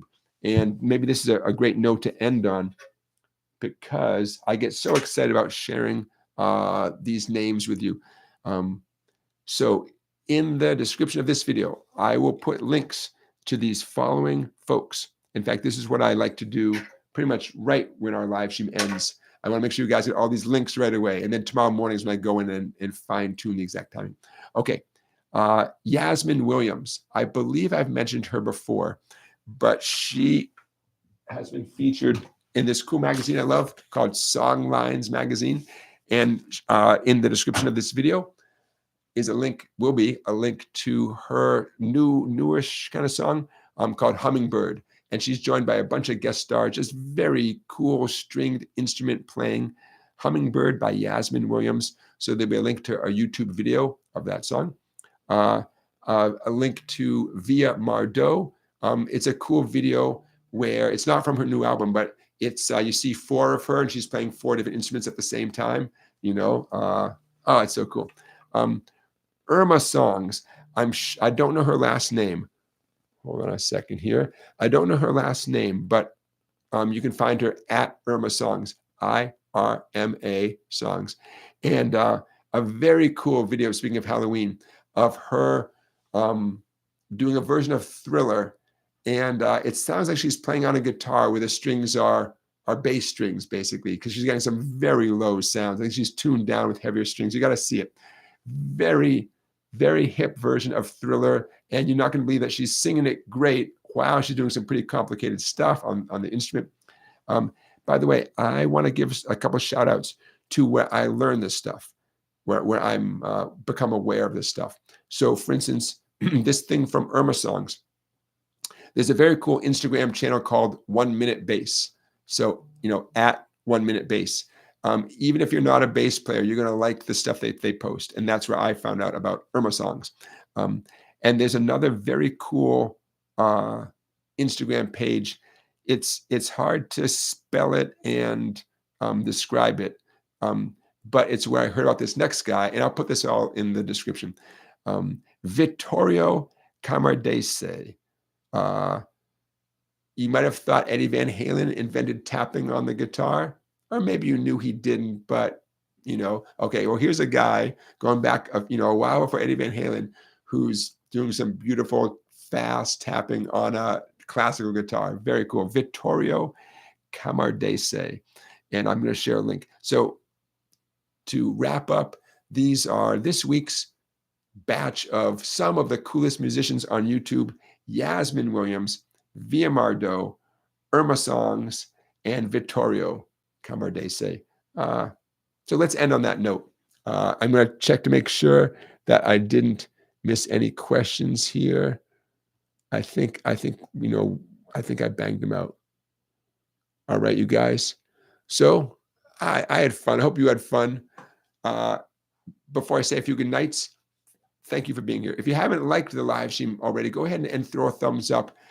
I don't know if it is going to change my life profoundly, but it can't hurt to show YouTube that people are watching this. And if you haven't already liked the live stream, I thank you in advance for throwing a thumbs up my way. We'll do this all again next Saturday. It'll be our first live stream of November. Very excited about it already. I have some ideas of what we will be discussing, but I don't know. Anything can happen over the next 6 days. I'm already excited about it. So please stay tuned. Join us. Oh, do me a favor. Tell a friend about this, because I would love to get our numbers up.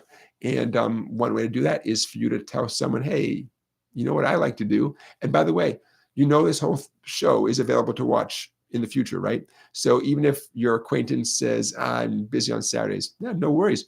Watch it on Tuesday. My wife and I watch Saturday Night Live on Sunday night, because that just works out better for us. That's how we roll, But I would appreciate it if you told a friend. If you're having a good time, then tell a friend. Okay, so I think that's where we're at. Final poll results. If you recall, the question was, does an easy song feel like it's not a real song? 28% say, yeah, it doesn't feel like I'm really learning something. 64% say no. You take the win, right? The song is easy, but it's the right way to play it. You do it, you enjoy it. And 9% say it depends. It depends, which I get. Very interesting. Thank you for voting. I'm going to end that poll and click. Here we go. The poll. has been ended. All right, you guys. Thank you for being here as usual. I appreciate it. I hope you have a great week. Tomorrow is Sunday. And around here, the weather has been so mild. I feel almost guilty because we've had such a beautiful month. In general, it's been just a beautiful time. Here in New England, the colors are going crazy. You think it's the oranges and the yellows that are like, will catch your eyes. But we got a couple bushes, bright red, like pow, like something exploded. And man, we got a lot of colors happening right here in Connecticut. I hope things are beautiful where you are. I hope you have some chance to play the guitar at some point, if not tomorrow during the week. And I'm going to try to find some time myself. So let's wrap up. My weekend begins now. I will see you next Saturday. Be well. Take care of yourself. And let's have some more fun next week. All right, you guys. Good night.